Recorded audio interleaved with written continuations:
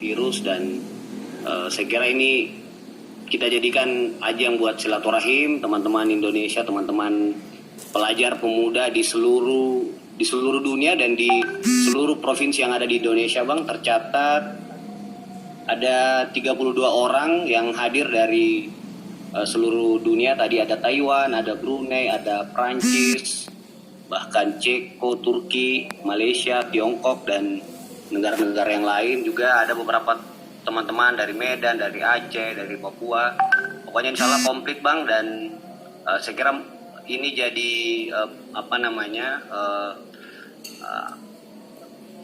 menjadi, ya kita mungkin kalau nggak ada corona ini nggak akan bisa ketemu seluas ini, Bang.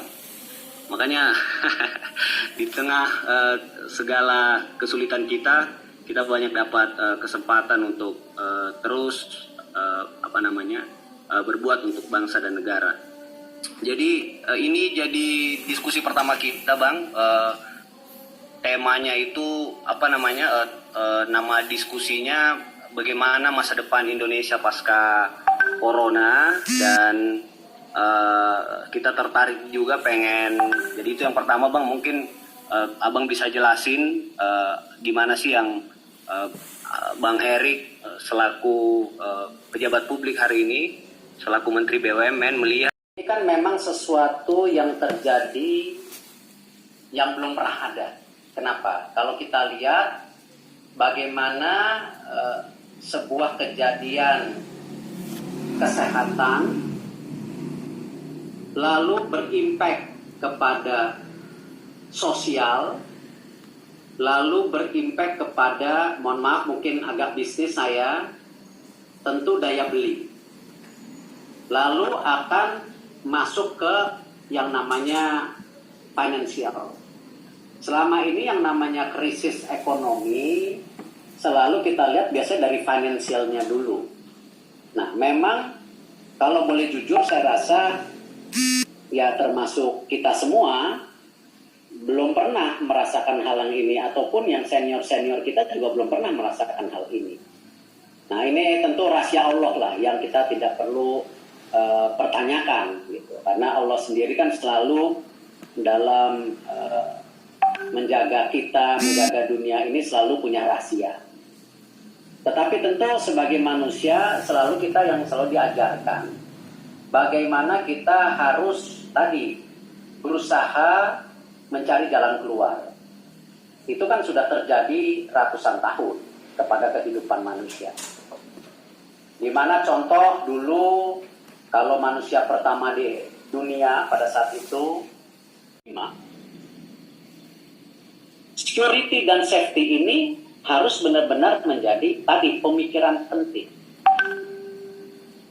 Kita sangat sedih ya hari ini, saya mohon maaf bukan berarti bicara kontroversi, tapi in realita bagaimana tadi bahan baku obat 90% dari luar negeri, alat kesehatan 90% dari luar negeri.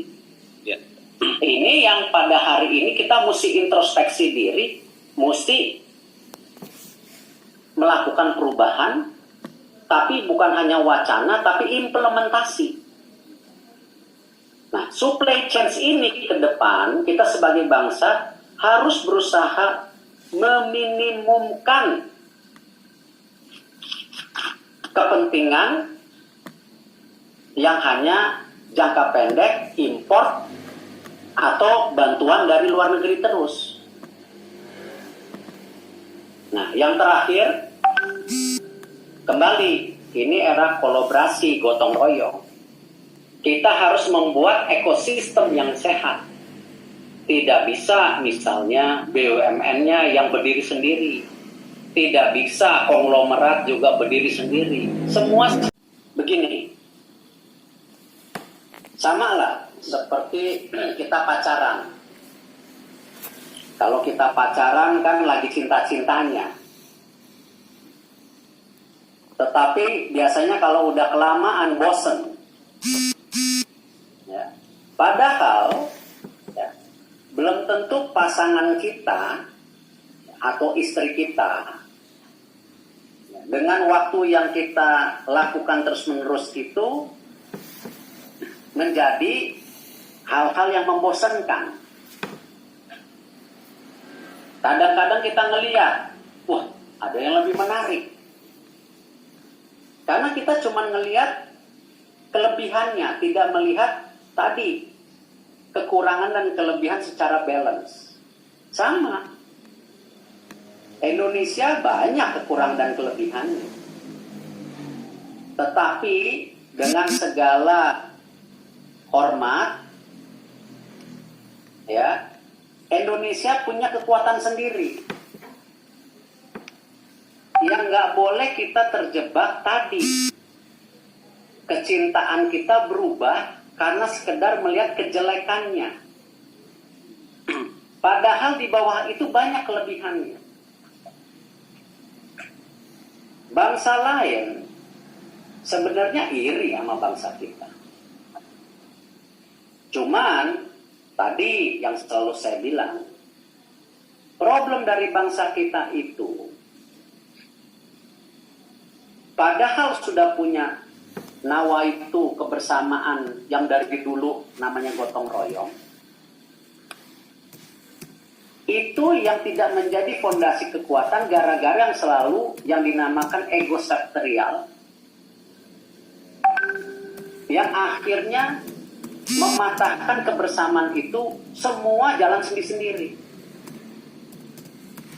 Kadang-kadang kita gampang sekali dibodohi, ya, dengan tadi pemikiran-pemikiran jangka pendek tanpa memikirkan jangka panjang. Ini yang saya harapkan generasi muda. Satu, lihatlah Indonesia dengan kebagusan dan kejelekannya. Tetapi sebagai generasi muda, sudah saatnya juga merubah pola pikirnya untuk menjadi generasi yang produktif, inovatif, kerja keras. Karena kenapa? Ini momentum, apalagi dengan COVID ini, momentum buat kalian untuk melakukan perubahan-perubahan, ya, yang pernah juga dilakukan dulu-dulu dari tahun 28, dari tahun 45 dan seterusnya. Nah, itulah yang saya mau pesan. Ayo cintain Indonesia dengan segala kekurangannya. Isi kekurangan Indonesia dengan apa yang kita punyai sama-sama. Karena saya masih yakini Indonesia masih salah satu negara terbaik di dunia. Yang buktinya, walaupun lambat tapi pasti kita terus akan tumbuh sampai 2045. Sayang di time frame ini kalau kita harus kehilangan momen-momen penting itu. Jadi sekali lagi dengan hormat, udahlah. Sama seperti pasangan, ada kurang dan lebihnya. Ada yang jomblo juga sini, Bang. Nah, ada jomblo. Nah, segera-gera carilah itu. Nah, tapi itulah, kita coba kontribusi sama bangsa ini. Ya, tidak mudah, tapi pasti ada jalannya. Sama lah kalau dalam berusaha juga seperti itu. Dalam mencari jodoh, ya seperti itu, pasti gitu. Tapi insya Allah ada jalan kok. Ya, terima kasih Bang. Jadi dengan sepelik apapun persoalannya ini Bang, kita nggak boleh bosan ya mencintai Indonesia, karena Indonesia dengan segala, sahabat saya juga nih Ikatan Pelajar Tionghoa Bang, kemudian FON, ya rata-rata lah semua pada hadir nih dari GMKI, mahasiswa Kristen, terus tadi ada GMNI dan seterusnya. Saya persilahkan saudara, Ustadz ini, Ustadz Taki Malik. Oh, Hafiz Quran Bang, influencer. Assalamualaikum.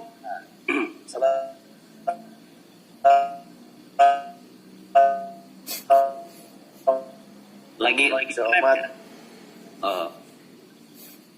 Ustadz. Assalamualaikum Ustadz. Taki. Lagi Korea ya? Iya. Silakan Bu Samara. Oke, Pak Erik, thank you Pak. Paparannya saya sebenarnya juga ngikutin sih Kementerian BUMN dari kemarin-kemarin, dan menurut saya Kementerian BUMN bisa dibilang serius gitu ya. Dan saya lihat juga misalnya apa beberapa hal yang sudah dilakukan Kementerian BUMN. Cuma tadi saya tertarik dari paparan Pak Erik. Pak Erik cerita soal ini nggak jelas kapan berakhirnya. Kalau kita ingat pandemi terakhir, Spanish flu kan itu 3 seasons itu kan. 3 kali wave-nya gitu, spring, fall, sampai winter lagi gitu. Nah, yang saya lagi pikirin juga, yang tadi ceritakan Pak Erik adalah soal produksi kita sendiri. Saya lihat BUMN nunjuk Indofarma gitu untuk produksi ventilator. Halo Pak, kedengeran dia? Saya dengar BUMN nunjuk Indofarma untuk produksi ventilator, dan katanya bakal kerjasama dengan industri-industri lain. Yang saya penasaran kira-kira mungkin nggak sih skema produksi dengan BUMN dan swasta kita di Indonesia itu mampu misalnya menutup kebutuhan fasilitas kesehatan kita kayak ventilator, masker, kasur rumah sakit sampai corona ini selesai. Karena kita tahu di dunia juga produksi kayak gitu rebutan dan makin dikit. Kira-kira gimana tuh Pak kesiapan pemerintah dan peran BUMN untuk itu? Ya, saya rasa begini, bahwa kembali apa yang saya mau sharing ini bukan berarti salah dan benar ya. Contoh saja di industri pertahanan, bahwa alhamdulillah Kementerian Pertahanan dan Kementerian BUMN bersepakat bahwa kalau mau industri pertahanan kita maju, ya budget yang ada di Kementerian Pertahanan itu harus dimayoritaskan diberikan kepada perusahaan dalam negeri. Mungkin pada hari ini saya bicara BUMN, mohon maaf. Ya, jadi Kementerian Pertahanan sudah punya komitmen dengan budgetnya dia dalam pembelian peluru. Ya, ini mohon maaf ya, ini serem-sereman dikit peluru. Ya, itu mereka komit. Ya, peluru harus dibeli dari Pindad. Urusan di dalam Pindad masih ada komponen import. Nah, Pindad di-challenge dalam berapa tahun ke depan harus bisa menghilangkan komponen import ini sekecil mungkin. Nah, keberpihakan ini ya barusan aja nih, pas banget nih Samara nanya begini. Barusan saja kita rapat antara Kemenkes, Menteri BRIN, Pak Bambang, Pak Luhut, saya, BPPT, semua tadi.